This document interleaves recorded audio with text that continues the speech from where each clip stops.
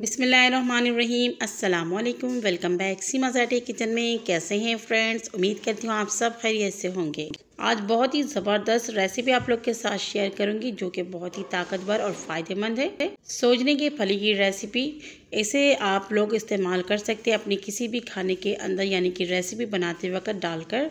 और अगर आपके जोड़ों वगैरह में तकलीफ़ हो तो इससे बहुत ही आपको फ़ायदे मिलेंगे। तो फ्रेंड्स, इसको बनाने का तरीका बहुत ही आसान है। और ये देखिए, इस तरीके से इसको हम पहले साफ़ कर लेंगे।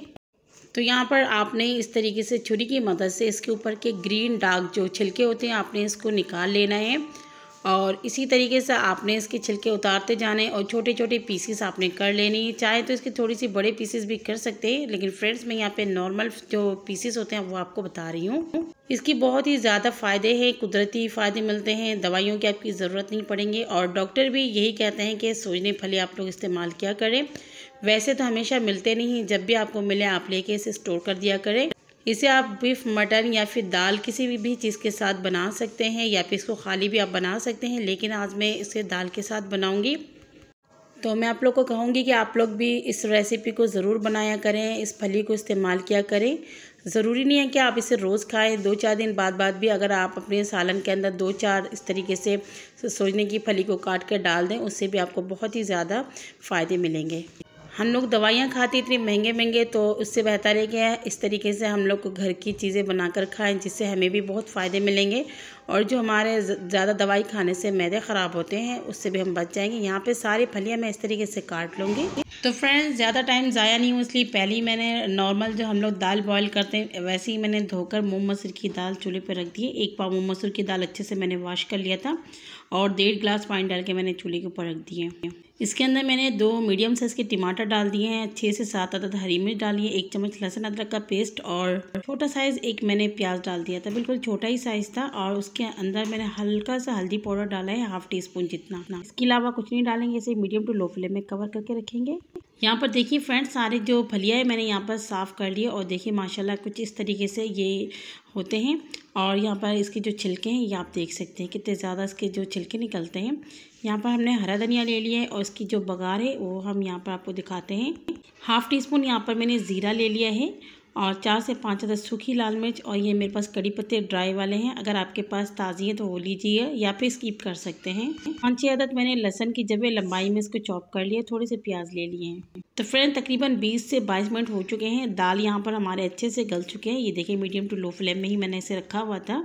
ये देखिए, अगर यहाँ पर आपको लगे कि पानी अभी भी दाल में ज़्यादा है तो आप फ्लेम को बढ़ाकर पानी को आप यहाँ पर ड्राई कर लीजिए। लेकिन दाल मेरे बहुत ही अच्छे से यहाँ पर गल चुके हैं तो मुझे ज़रूरत ही नहीं है।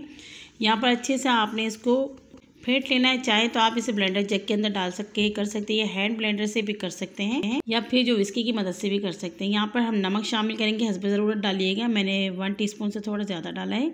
और 1/2 टेबल स्पून यहाँ पर मैंने लाल मिर्च पाउडर डाला है, 1 टीस्पून जितना धनिया पाउडर डाला है। तो फ्रेंड्स, बहुत ही मज़ेदार बनती है, रेसिपी को बिल्कुल स्किप करके नहीं देखिएगा। यहाँ पर फ्लेम हमारा मीडियम पे इसे अच्छे से हम फेंटेंगे। तो बस मैं यहाँ पर नॉर्मल सा जो दाल फेंटने वाला है तो उसी से फेंट लूँगी। ये देखिए इस तरीके से। रेसिपी अच्छी लग रही है तो प्लीज़ लाइक कर दीजिए और चैनल में नए हैं तो सब्सक्राइब भी कर लीजिए।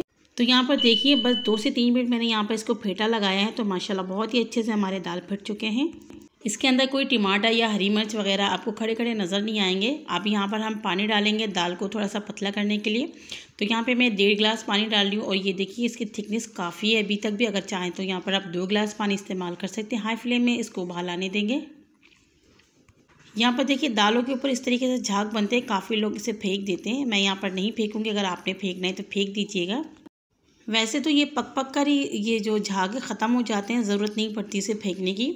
तो फ्रेंड्स, यहाँ पे अच्छे से यहाँ पर देखिए इसमें उबाल आ चुके हैं। उसके बाद मैंने यहाँ पे जो फली हैं, जो मेन इंग्रेडिएंट्स है वो हमने यहाँ पर ऐड कर दिया है। और यहाँ पे फ्लेम को हमने हाई करके तकरीबन 1 मिनट हमने हाई फ्लेम में फलियों को यहाँ पर पकाना है दालों के साथ। उसके बाद फ्लेम को हम मीडियम टू लो पे करेंगे, या फिर लो से आपने थोड़ा सा ही हाई कर लेना, बहुत ज़्यादा फ्लेम आपने तेज़ नहीं करना है।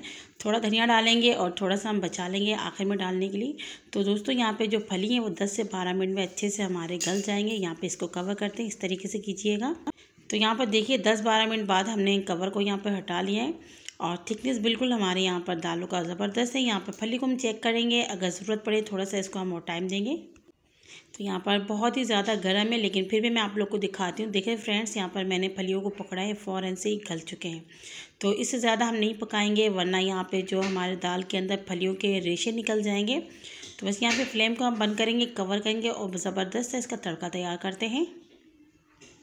तो मज़ेदार सा तड़का लगाने के लिए सबसे पहले हमने फ्राई पैन ले लिया है, उसके अंदर हाफ़ कप जितना ऑयल डाला है और फिर जो प्याज हमने काट के रखा हुआ था वो डाला है और इसी के अंदर सूखी लाल मिर्च डालेंगे। तो दोस्तों यहाँ पर जो है हम लहसुन को थोड़े बाद में डालेंगे, तकरीबन आधा मिनट बाद डालेंगे, क्योंकि प्याज और लहसुन अगर हमने एक साथ डाल दिया तो प्याज पकने में थोड़ा सा टाइम ज़्यादा लेते हैं और लहसुन जल्दी से हमारे गोल्डन हो जाते हैं। तो यहाँ पर देखिए आधा मिनट गुजर गए हैं, तो यहाँ पर मैंने लहसुन डाल दिया और इसे हमने मीडियम टू हाई फ्लेम में तकरीबन 1 मिनट और फ्राई करना है। तो यहाँ पर देख सकते हैं बिल्कुल यकवल सा कलर आ चुका है लहसुन और अदरक में। फिर हमने कड़ी पत्ते शामिल कर दिए और जो ज़ीरा है वो भी हमने डाल दिया है और यहाँ पे बहुत जल्दी से ये ब्राउन होना शुरू हो जाते हैं। तो ये देखिए बहुत ही खूबसूरत सा कलर यहाँ पर आ चुका है, बघार हमारा अच्छे से तैयार हो चुके हैं। तो बस इसको उतारते हैं और दाल के अंदर इसे हम पलट देते हैं। तो फ्रेंड्स ये देखिए ज़बरदस्त सा बघार हमने यहाँ पर डाल दिया। फ़ौरन से इसको हम 2 से 4 सेकंड के लिए कवर करेंगे ताकि खुशबू अंदर रहें इसके। तो अब यहाँ पर हमने कवर को हटा दिया और थोड़ा जो हमने हरा धनिया बचा लिया था वो हम इसके अंदर ऐड करेंगे और यहाँ पर अच्छे से इसको मिक्स कर लेंगे। तो माशाल्लाह देखिए बहुत ही ज़बरदस्त दिखने में ये लग रही है और खाने में बहुत टेस्टी और फ़ायदेमंद भी है। तो इसको हम डिश आउट कर लेते हैं। तो माशाल्लाह बहुत ही ज़बरदस्त हमारे सोजने फली और दाल की रेसिपी तैयार हो चुकी हैं और बहुत ही ज़बरदस्त इसका लुक है और कितनी ज़्यादा ताकतवर है वो तो आपको पता है। और आप लोग इसे किस नाम से जानते हैं मुझे कमेंट्स में ज़रूर बताइएगा। रेसिपी को ज़रूर आप लोग ट्राई कीजिएगा, बहुत ही फ़ायदे की रेसिपी है। तो अगर आप लोग को सोजने फली की रेसिपी बीफ के साथ या चिकन मटन के साथ चाहिए तो मुझे कमेंट्स में लाजमी बताइएगा, इंशाल्लाह आप लोग के साथ वो भी शेयर करूँगी। रेसिपी को बिल्कुल स्किप करके नहीं देखिएगा, जितना हो सके इसे आप शेयर करें। दुआ में याद रखिएगा। अल्लाह हाफिज़।